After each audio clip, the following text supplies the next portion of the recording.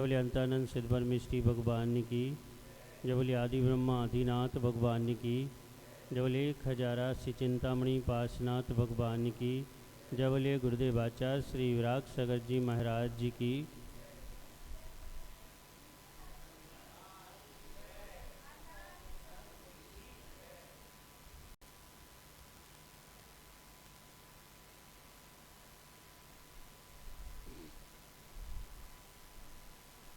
व्यात्मो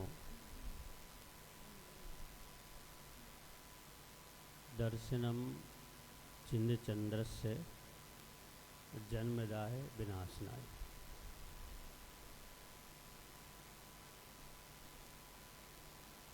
दर्शन पाठ में हम इस बात को समझ रहे थे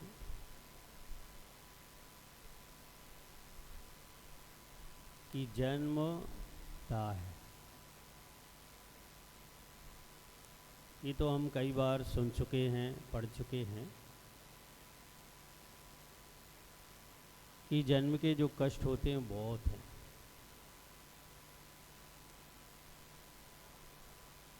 खासकर हम गर्भज हैं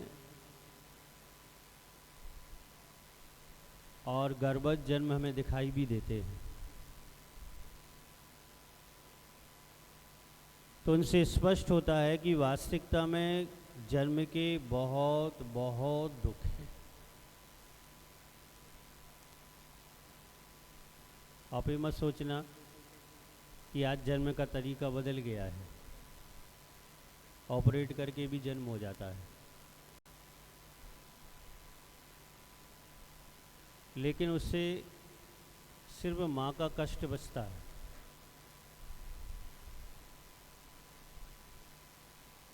जन्म लेने वाले जीव का कष्ट नहीं बचता।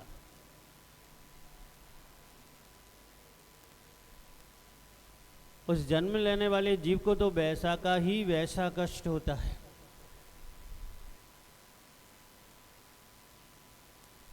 तो यहाँ पर ये बताया जा रहा है कि हम जब भगवान के सामने खड़े होते हैं तो पहला लाभ ये होता है कि हमारा जन्म पुनः जन्म समाप्ति की ओर हम बढ़ते हैं। ये बात तो पक्की है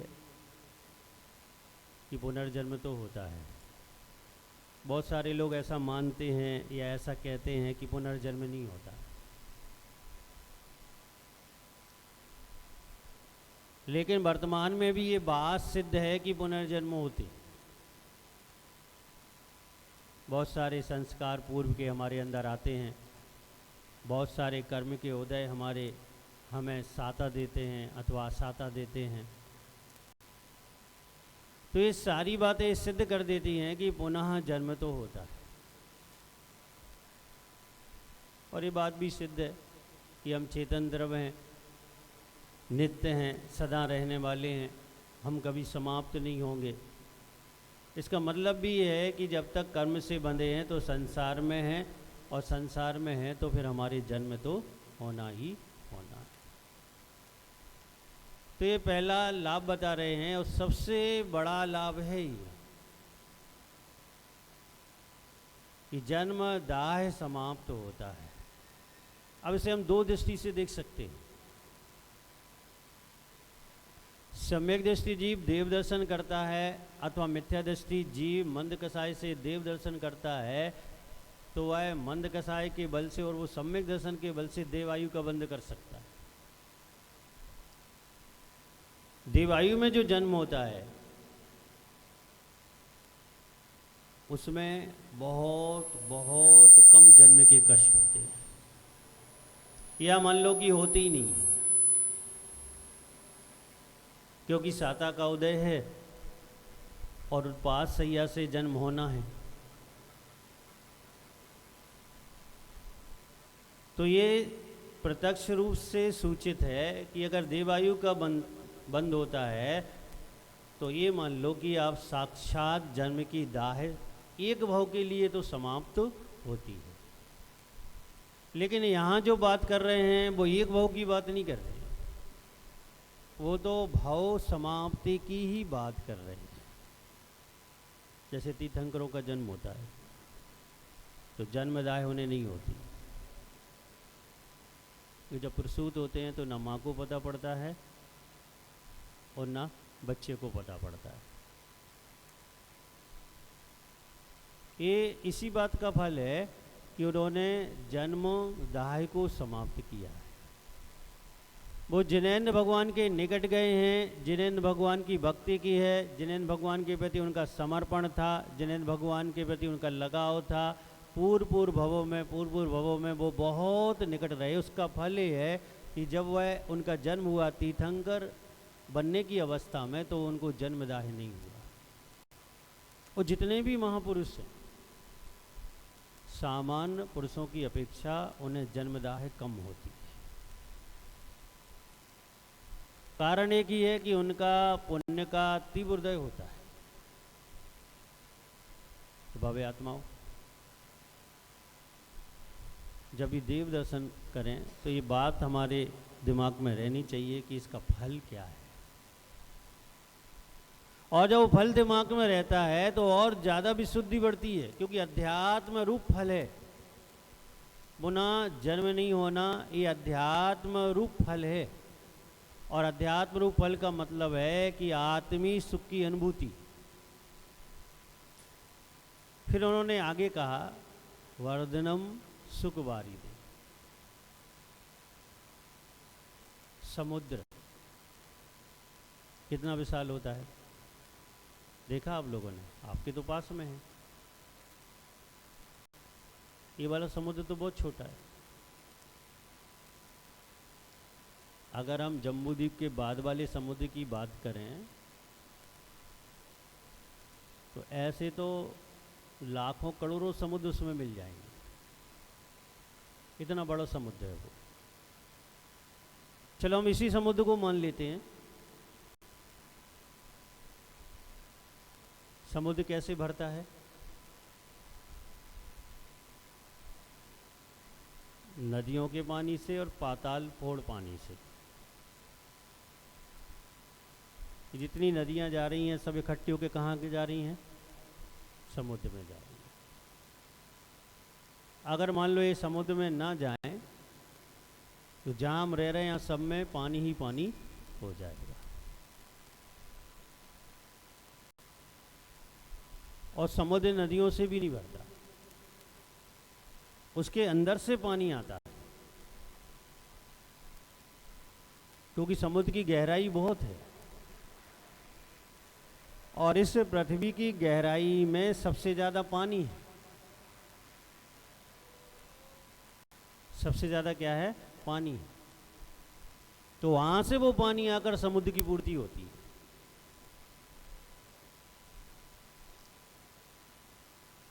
समुद्र विशाल होता है। अब यहाँ पर ये बात कह रहे हैं कि जब आप देव दर्शन करते हो तो दूसरा फल क्या है उसका? चाहिए क्या है? सुख। प्रत्येक जीव को चाहिए क्या है? सुख। वो अलग बात है कि भ्रांति है कि वह दुख को सुख मान रहा है और दुख के मार्गों को सुख का मार्ग मान रहा है। लेकिन सब जीवों का एक ही निर्णय है। अगर इस अपेक्षा से थर्मामीटर लगाया जाए तो एक इंद्री का भी यही निर्णय आएगा, 2, 3, 4, 5 इंद्री तक का यही निर्णय आएगा कि सब क्या चाहते हैं? सुख चाहते हैं।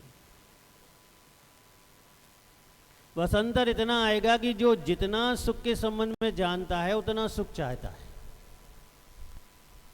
अब एक इंद्री के सुख की बात करें तो वह स्पर्श का सुख चाहता है केवल, बस। क्योंकि स्पर्श कौन सी इंद्री है? स्पर्श इंद्री।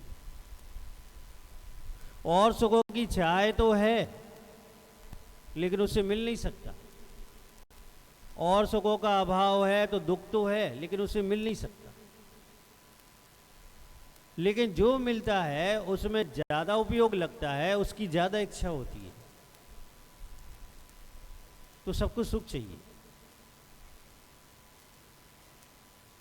तो आचार्य महाराज कह रहे हैं कि जिनेंद्र भगवान का दर्शन सुख रूपी समुद्र की वृद्धि करने वाला है।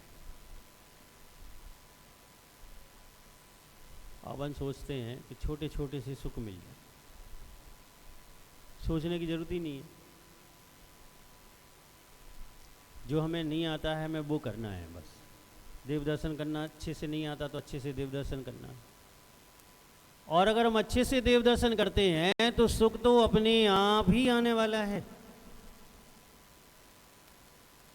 ऐसी थोड़ी ये जैन दर्शन में परंपरा है कि आप देव दर्शन करें। हमारे पूर्व आचार्यों ने,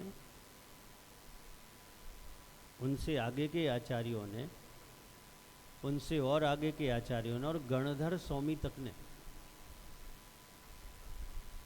बहुत बहुत सोच विचार कर आगम की वाणी का निचोड़ निकाल कर ये कहा कि देव दर्शन प्रतिदिन करना चाहिए।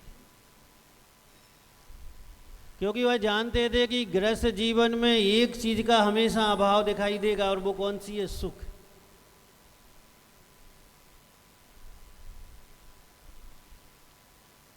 किस चीज का अभाव होगा? सुख का। और गृहस्थ जीवन में ही नहीं, मुनियों के जीवन में भी किस चीज का अभाव होता है? सुख का। इसीलिए उन्होंने कहा कि पहले देव दर्शन करो, फिर उन्होंने कहा कि अभिषेक करो, फिर उन्होंने कहा कि पूजन करो। क्योंकि जिस चीज का अभाव है या जिस चीज को आप चाह रहे हैं, सुख को चाह रहे हैं, सुख का अभाव है, तो उसकी पूर्ति देव दर्शन से हो सकती है। प्रतिदिन देव दर्शन से सुख की पूर्ति हो सकती है। भव्य आत्माओं, यही कारण है कि हम रोज देव दर्शन करते हैं। बस चूक थोड़ी सी होती है कि हम समझ नहीं पाते, और ना समझी में वो हम जब क्रिया करते हैं तो उसका पूरा फल हमें नहीं मिलता।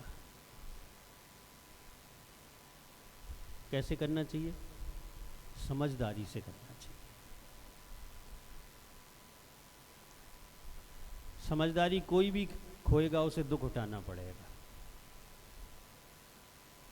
और समझदारी किसी के भी पास होगी वो सुख का अधिकारी होगा।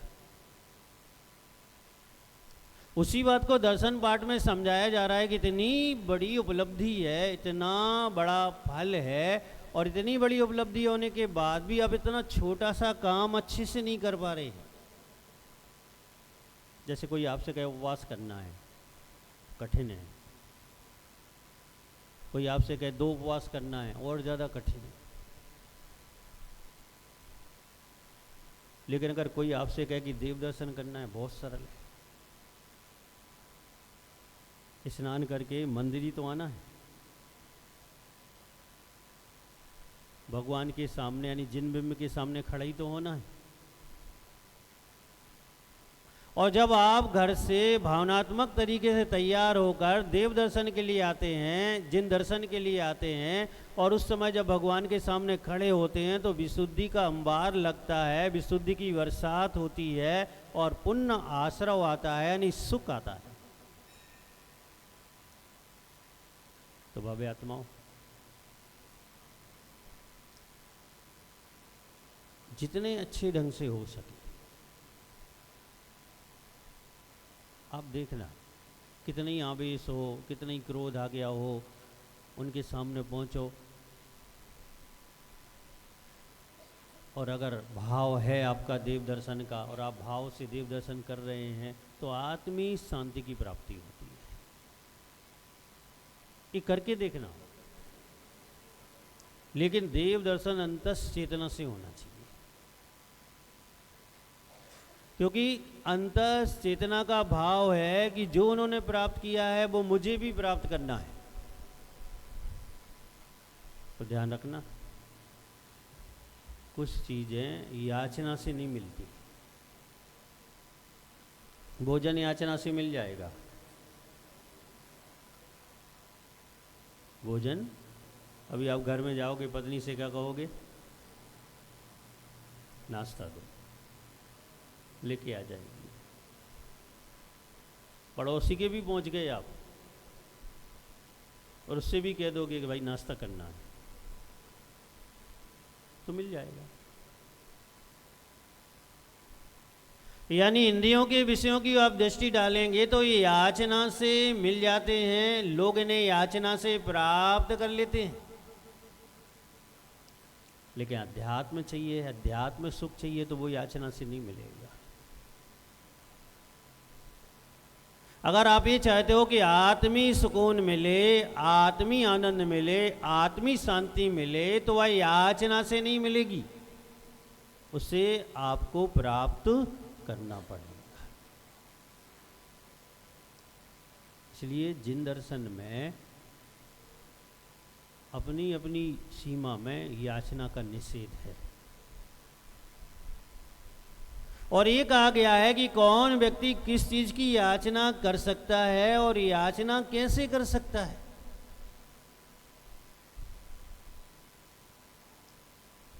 अब मुनियों को देख लो आप, याचना को मना है और आहार करना है।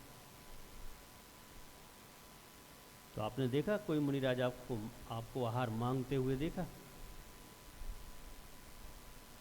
नहीं देखा होगा। उनके आहार करने का तरीका अलग है कि वो आपके द्वार पर पहुंचेंगे, मांगेंगे नहीं, और अगर आपकी भक्ति होगी, आपका भाव होगा, आपके यहाँ शुद्ध मर्यादित प्रासुक आहार होगा, तो आप अपने आप ही बड़गहन कर लेंगे।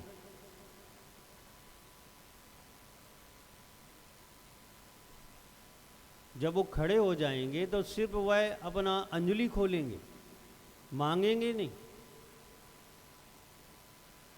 और आपका भाव होगा, आपके पास शुद्ध मर्यादित प्रासुक सामग्री होगी, तो आप उनके हाथ पर वो सामग्री रखेंगे। पूरी विधि में देख लो आप, कहीं याचना नहीं मिलेगी आपको, लेकिन प्रतिक्रिया पूरी याचना जैसी है। दीक्षा वृत्ति है। अब जिस किसी को कि वृक्षा व्यक्ति है तो वो ये कहेगा भिक्षा यानी मांगना। भिक्षा यानी क्या होता है? मांगना होता है। किसी से कहो कि वो आहार के लिए जाते हैं तो लोग यही कहेंगे कि मांगने के लिए जाते हैं, लेकिन ऐसा नहीं। बिना याचना के वह भिक्षा प्राप्त करते हैं, बिना याचना के आहार दान लेते हैं, बिना याचना के उदर पूर्ति करते हैं, बिना याचना के आहार कर लेते हैं। तो बाबे आत्माओं, याचना अच्छी चीज नहीं है। इसलिए हमारे यहाँ कहा कि जब आप देव दर्शन करते हैं तो भगवान से सुख की याचना मत करो। और अगर आपको याचना करना है तो दुखों के क्षय की याचना करो। जो याचना होकर भी याचना नहीं होती। आप इस चीज की याचना करो कि जो आपने प्राप्त किया है वही मुझे प्राप्त करना है। तो याचना होकर याचना नहीं होगी।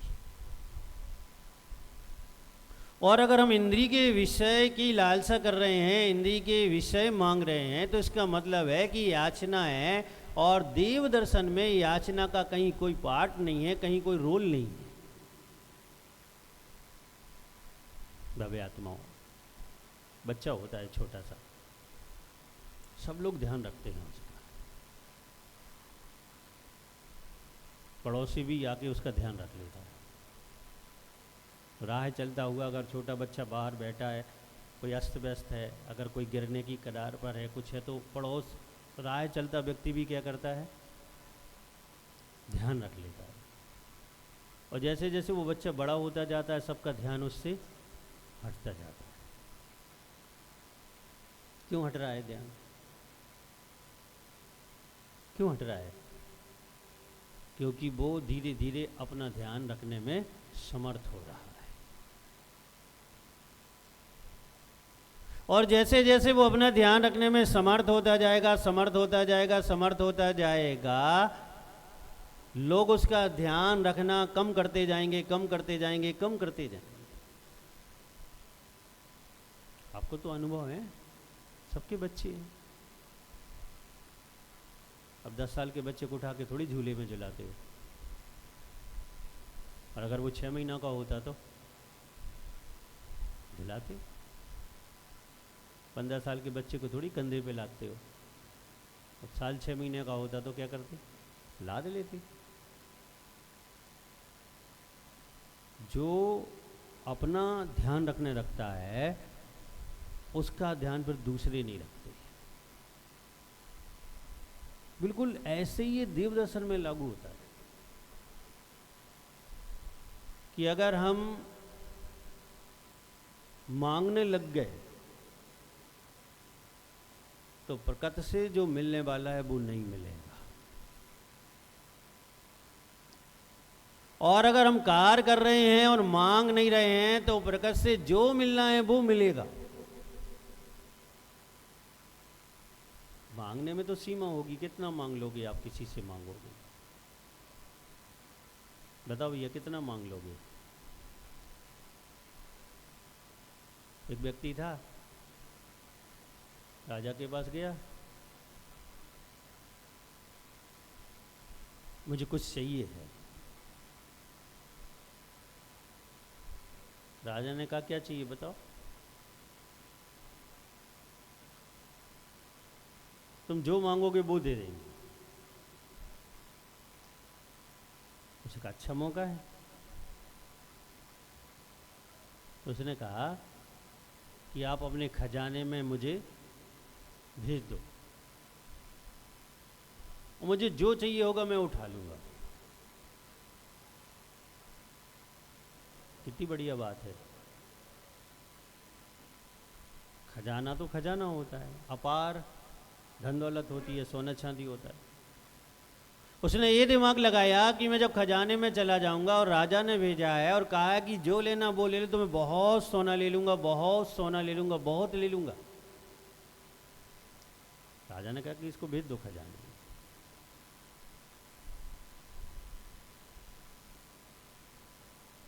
अब आप समझदार हो, मुफ्त में कोई चीज मिले लोभ बढ़ जाता है, और इतना बढ़ता है, इतना बढ़ता है, इतना बढ़ता है कि इसकी कोई सीमा नहीं होती।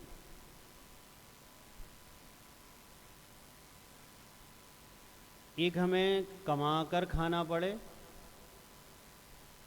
और एक हमें बिना कमाए खाना पड़े, बहुत अंतर होता है दोनों में। जब व्यक्ति कमा के खाते हैं तो थाली नहीं देखते हैं, भोजन देखते हैं, और जब बिना कमाए खाते हैं तो वो थाली देखते हैं। भोजन देखने का मतलब ये है कि ये देखते हैं कि बस मुझे उधर पूर्ति करना है और जो थाली में है उसे करना है, और जो बिना कमाए खाता है वो थाली देखता है कि अभी इसमें और कमी है, अभी इसमें और कमी है, अभी इसमें और कमी है, इसमें और कमी है, इसमें मीठा नहीं है, इसमें ये नहीं है, इसमें वो नहीं है, क्योंकि वो थाली देख रहा है, क्योंकि बिना कमाए खा रहा है। आप अपने हाथ से कोई बस खाने की चीज़ बनाएं, जल भी जाएगी तो कैसी लगेगी? अच्छी लगेगी। और पड़ोसी के निमंत्रण हो, बिल्कुल ना जली हो, अच्छी तो नहीं लगेगी। वो बिना मेहनत का था, ये मेहनत का था। उन बच्चों से पूछना जो हॉस्टलों में गए हैं, घर में बहुत नखरे करते हैं वो, ऐसा नहीं खाना, वैसा नहीं खाना, और हॉस्टल में रोटियों की किनारी तो कभी सिकती नहीं है।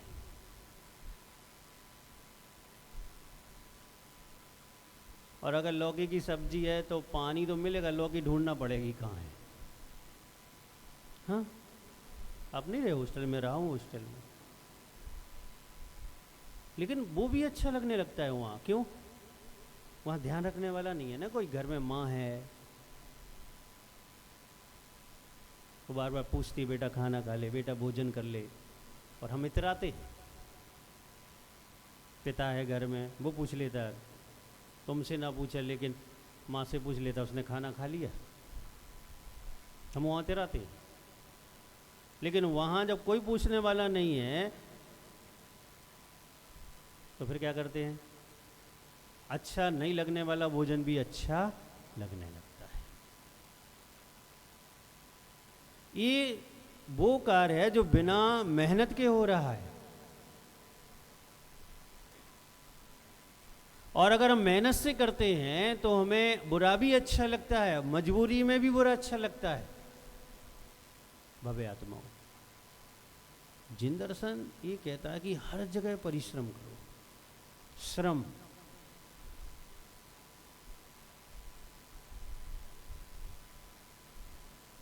श्रमण श्रम से बना है। मुनि श्रम करते हैं इसलिए श्रवण है। और धर्म ध्यान का श्रवण श्रम तो इतना ज़्यादा कहा है, इतना ज़्यादा कहा है क्योंकि बाहर को भी संभालना है और अंदर को भी संभालना है।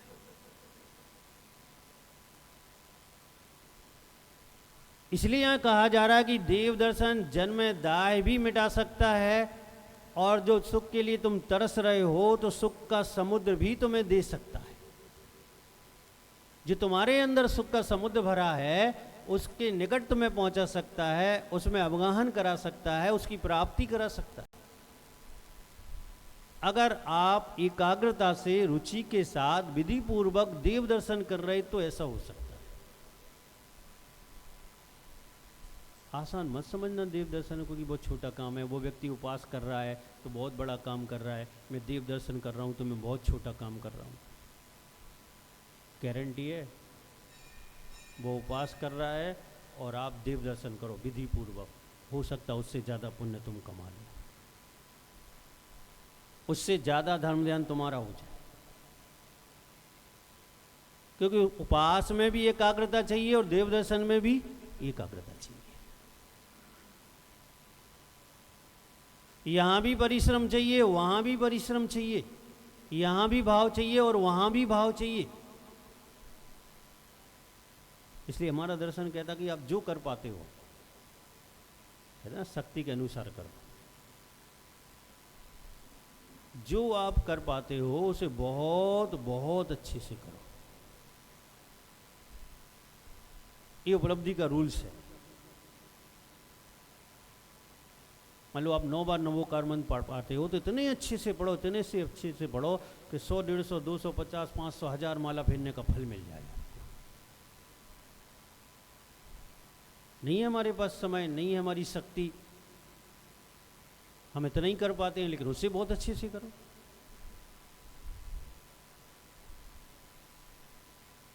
जो भी आप कर पाए बहुत अच्छे से करें तो उसका बहुत बहुत फल होता है। जब वो खजाने में चला गया, उसने जब देखा तो चकाचौंध रह गया। इतनी सारी संपत्ति,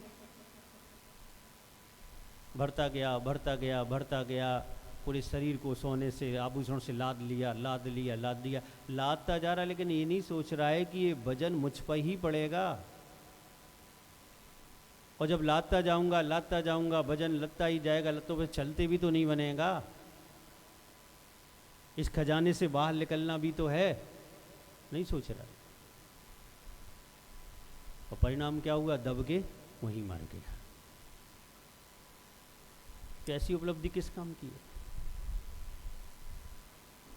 ऐसी उपलब्धि किस काम की है जो आपके जीवन को समाप्त कर दे, जो आपके भाव को समाप्त करने लायक हो? ऐसी उपलब्धि किस काम की है? हमें तो जो मिल रहा है उसी में हम संतुष्ट रहें, और जो मिला है उसे अच्छे से उपयोग करें, और जो हम कर सकते हैं उसे अच्छे से करें, तो हमारा जीवन बहुत आसान और बहुत अच्छे से व्यतीत हो सकता है।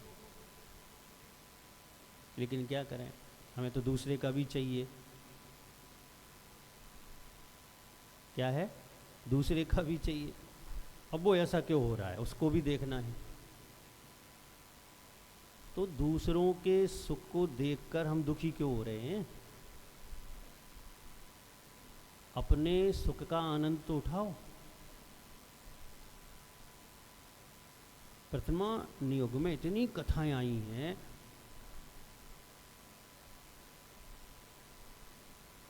जो अपने सुख का आनंद उठाता है तो नीरस भोजन में भी रस का स्वाद आता है। जिसकी झोली में बहुत कम पैसा होता है उसे खजाने जैसा आनंद आ जाता है, क्योंकि वो अपने सुख में रमा हुआ है।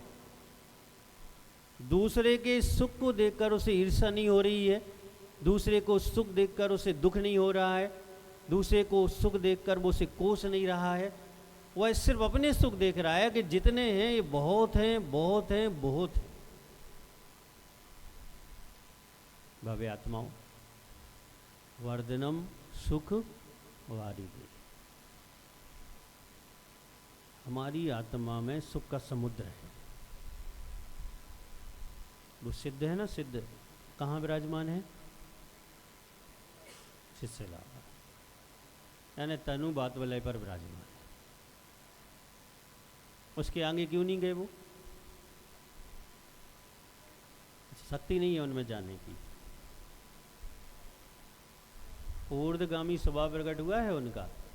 अनंत आकाश में अनंत काल तक वो गमन कर सकते हैं, लेकिन क्यों नहीं गए? धर्मास्तिकाय अभावात। तनुबाद वलय के बाद धर्म द्रव्य नहीं है जो गमन करने में सहयोगी है, यानी आगे जाने का निमित्त नहीं है, इसलिए वो आगे नहीं जा पाए। बिल्कुल जैसा सिद्धों का सुख है वैसे ही आपका है, वैसा ही सुख है। लेकिन आप इंद्रिय सुखों में रमे हुए हैं, इंद्रिय सुखों की याचना कर रहे हैं, इंद्रिय सुखों की भावनाएं रख रहे हैं। और जब ये भावनाएं रहेंगी तो वो वाला सुख की ओर आप नहीं बढ़ पाएंगे। तो भव्य आत्माओं,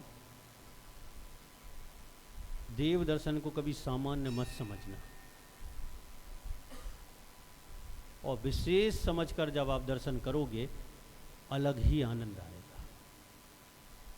ये मत सोचना कि मैं रोज आता हूं।